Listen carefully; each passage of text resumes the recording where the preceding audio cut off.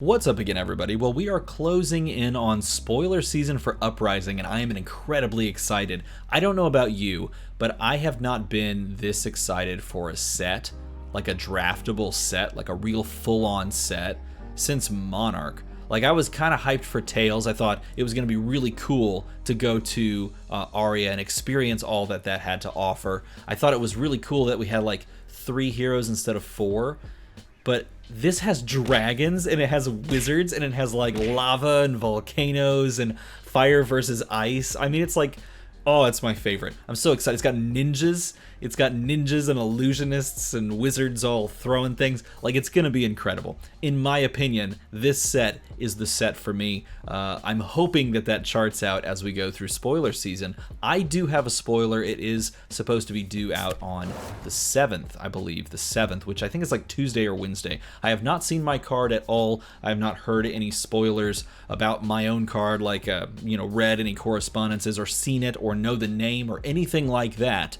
All I know is that I'm ready for it, and it leads me to today's topic, and that is this. We have to make this video before I see anything and have to start working on a spoiler video. Today, we're going to make 5 predictions. We're going to try to guess some things with regards to this set and see how close we got. When we did Everfest, when Everfest rolled around, I made some predictions, and a lot of them came true, which was kind of cool. I really enjoyed that. That was really fun. It was fun to make predictions and see those actually come to fruition. So let's try to do it again with Uprising. So here are 5 predictions that I think could come true. Some of them are a little bit, I don't know. It's weird because we already know heroes, we already know classes, we already know like what the set's about, all that sort of thing.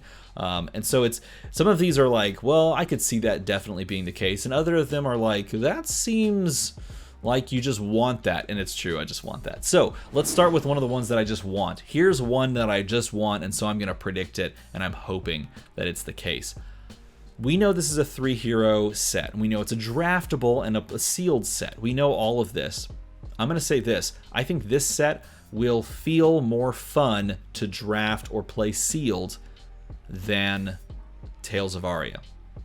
That is like a weird thing, because I know Tales of Aria was like on course, or was said to be like the best draft set that they had put out thus far, and for me it was a good draft set. It was not my favorite draft set. I actually preferred like Monarch over it, which is kind of funny. For me, I think the reason that I preferred Monarch over it is because the simple fact that it was just too easy to draft or to play sealed like arcane damage. Like, that was just, that killed it for me.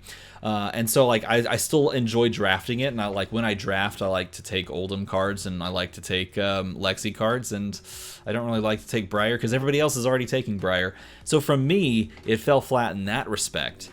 And so for this one, I think this one's going to be better, and I'll tell you why. I'll give you one very specific reason why I think this one's going to hit a little bit better. It's because of the weird asymmetry of this set.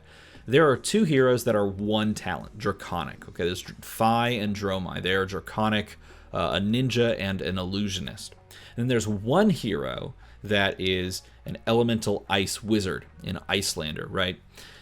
That asymmetry makes it strange to draft at a glance. Now, I'm assuming it's going to be like functional and all that sort of thing, but when you look at it at first, it makes it strange to draft, right? Like, at a glance, you're like, how's that going to work? But I think here's the way that I've come across it in my thinking of this. I think in order to make this function, all heroes and all classes, because there are 3 different classes as well, are going to have archetypes that they can fit into, that are iconic in nature, that are, you can easily see the archetype, and that it's something that's compelling. It like pulls you in that direction, or it's like, man, that seems really cool, I want to play that, or that little aspect of the archetype is very powerful, so I want to play that.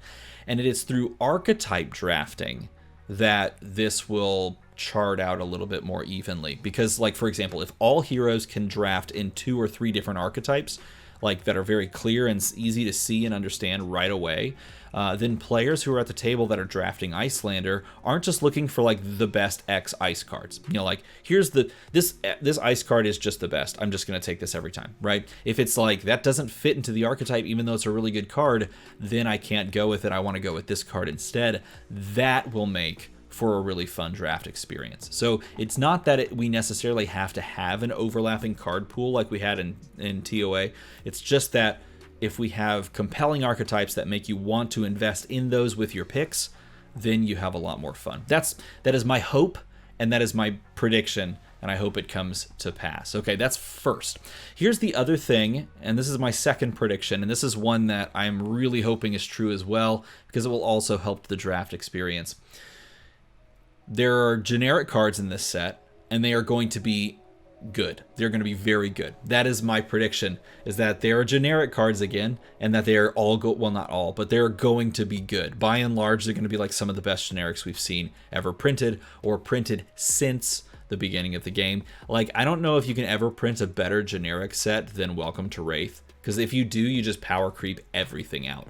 But like Arcane Rising had good generics that people are still just picking through, like Plunder Runs and like Lead the Charges. There's like a ton of good generics in that set. Ravenous Rabble still sees play. Like Whisper of the Oracle, like off and on, just pops into decks. That sort of thing. I think we're going to get that. And I think the addition of that powerful generic kind of feel is going to make all of the heroes in Draft and in Sealed a lot more playable, even though they may not have that interconnectedness, I'll put it that way, that they had in Tales of Aria. So that is my second prediction, and I'm really crossing my fingers. I have been saying since Arcane Rising that I want the generic pool to be expanded, and slowly but surely it's getting there. It's getting there. But I'm really hoping that they push it a little bit, and we can see some more good generics, so all decks can kind of be fed with a set to a certain degree. Obviously, you don't want to like overdo it and then have like the game spike out of control. That'd be bad. But I do think that some good generics would be pretty sweet. Which leads me to a third point. This is prediction number 3. I'm predicting all the legendaries. You ready? Some of these are easy. Okay, look. So we know that there's 3 different classes. Okay, there's a illusionist, there's a ninja, and there's a wizard. So I'm going to say these 3 things are very simple. We'll get an illusionist, a ninja, and then a wizard legendary. Okay, so we're going to get 1 of each of those. We know there's 6 legendaries total. And so what else would there be? Well, I'm going to also say that we're going to get a draconic, just like talent legendary.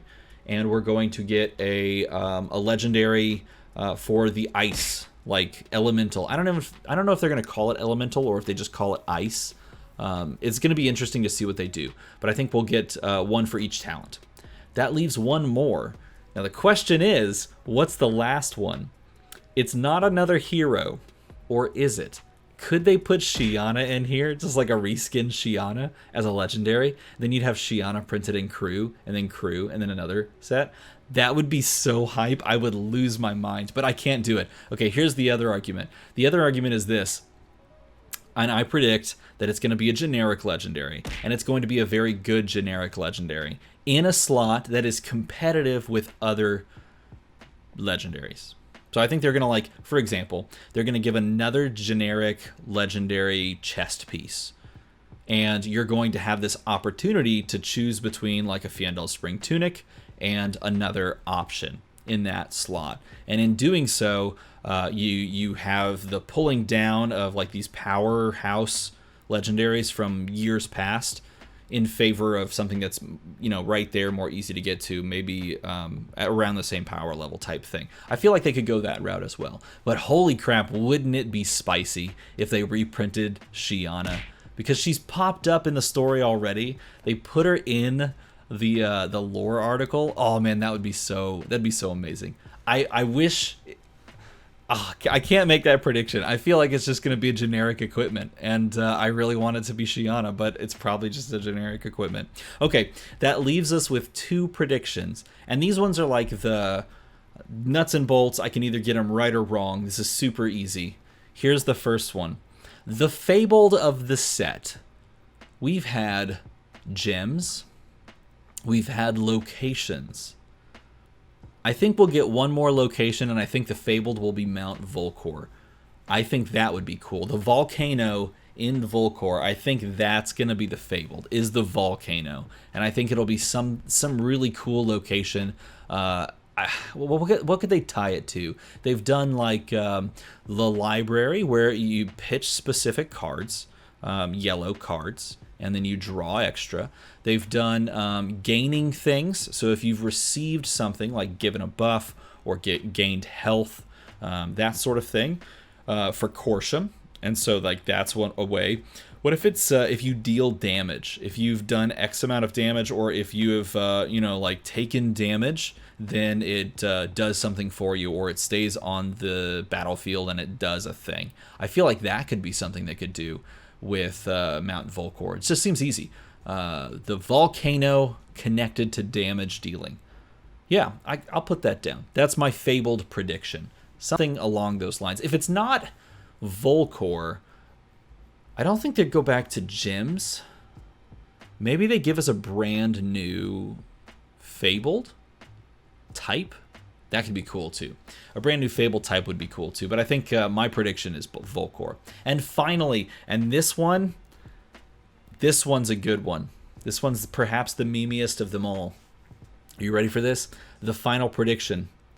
I think the cracked bauble will finally crack in this set. It will be the most cracked bauble, and then out will come a dragon. That would be so cool. It's a dragon egg the whole time, and it's finally cracking. What if that's what we've been playing with this whole time? That is my final prediction. Is that we're gonna get a fully cracked bauble, and it's just gonna be like a dragon egg or something. I think that's the best prediction. That's the most memey prediction. Okay, so those are my predictions. I want to hear from you. I want to know what you think about the upcoming Uprising set. Let me know in a comment below if you think any of these are on point, or if you want to make your own predictions and just like look at other people's choices and thoughts as well. Go down in the comments. Like, leave your own predictions down in the comments. Let me know what you think is going to show up in this set.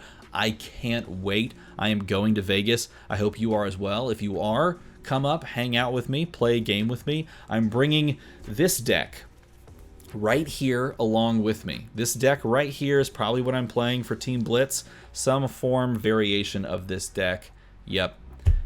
That, you know what it's going to be. Come on. Like, how could you not know what it's going to be? I'm just going to show up and accidentally play Ninja. No, it's going to be Wizard. It's going to be Wizard. If you enjoyed this video, feel free to make this number go to this other number, and when we hit 10,000 subscribers, crazy things will happen, and I will say thank you. As always, thanks for watching.